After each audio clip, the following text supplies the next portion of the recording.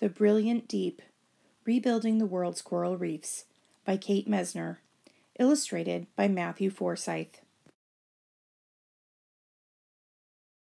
It starts with one.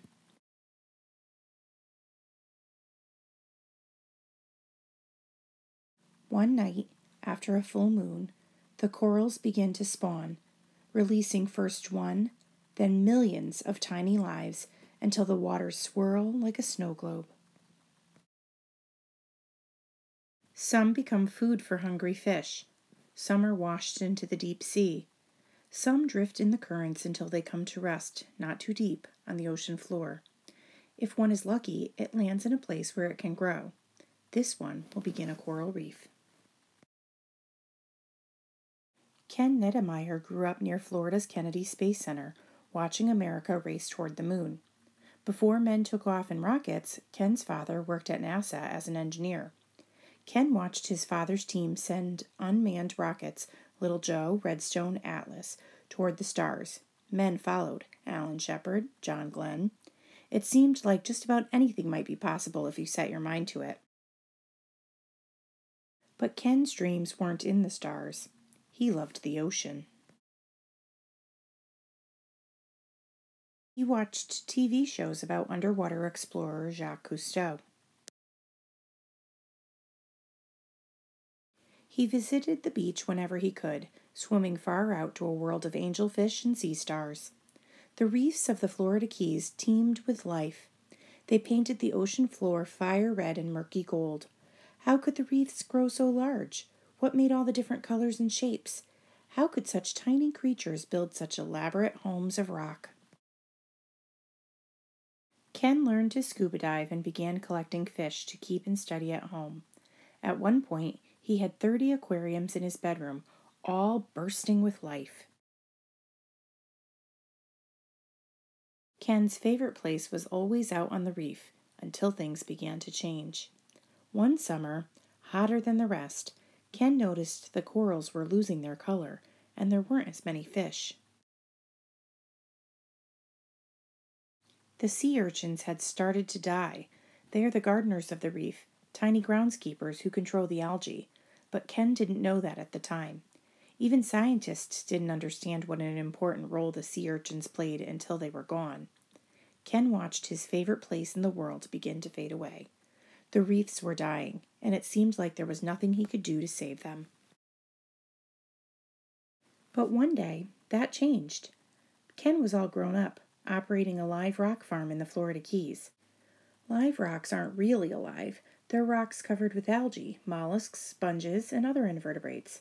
They're used in saltwater aquariums as decorations and to filter waste from the water, turning poisons like ammonia and nitrates into harmless compounds. This makes the water safer and healthier for everything that lives in it. And growing them is really just a matter of patience, placing rows of bare rocks on the ocean floor and waiting for the marine life to move in. On one moonlit night, a nearby coral colony spawned, and a few of those delicate lives found their way to Ken's rocks. They grew into staghorn corals. Staghorn corals are protected, illegal to take from the ocean floor, but the law says if a coral colony grows on a live rock farm, the owner can keep it. Ken could have sold his specimens to someone with a saltwater aquarium, but instead he and his daughter had an idea. As the corals grew, they cut off pieces and attached those pieces to other rocks. They discovered they could use those first colonies to grow more and more corals. What would happen if someone grew a coral colony and then tried to plant it on a dying reef? Would it grow? Could that colony help rebuild the reefs Ken loved? Could a reef come back to life?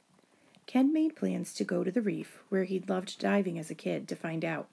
He selected his coral colonies. He loaded his scuba gear and supplies and set out for the reef. One hopeful dive, one optimistic experiment, 6 small coral colonies, each one the size of a hand with the fingers stretched, glued onto a limestone surface where a reef had once flourished and was now bleached and barren. Would they grow? Ken and his friends came back to check on the coral colonies again and again. Each month they had grown larger. It was too soon to say if the reef would fully recover, if the fish would return. But it was a beginning. Ken started a group called the Coral Restoration Foundation, a small army of volunteers on a mission to restore the reefs. They hang bits of coral on special underwater trees and lines where the corals can grow. When the corals are large enough, these farm-raised colonies are loaded onto boats with volunteers, dive equipment, and tools. Then it's out to a new home, one the corals will help to build. Volunteers take great care with this homecoming. They search for just the right spot, a place where each coral colony can hold on once it's grown enough to attach to the reef on its own. Divers scrape off any algae. They use chipping hammers, scraping, and banging to get the surface even and smooth. Then, with a careful dab of epoxy, just the size of a Hershey's Kiss, volunteers attach the coral colonies, piece by piece, arm by arm, hoping they will grow on their own. Today, the transplants are not only surviving, but also reproducing. Ken's group has planted tens of thousands of coral colonies on reefs in the Florida Keys, and now he's working with other countries, teaching people how to grow corals of their own to save the reefs they love too. Tonight, the moon will be full and bright, the corals may spawn, and if one tiny life lands in just the right spot, another new colony will grow, and then another, and another, and another. It starts with one.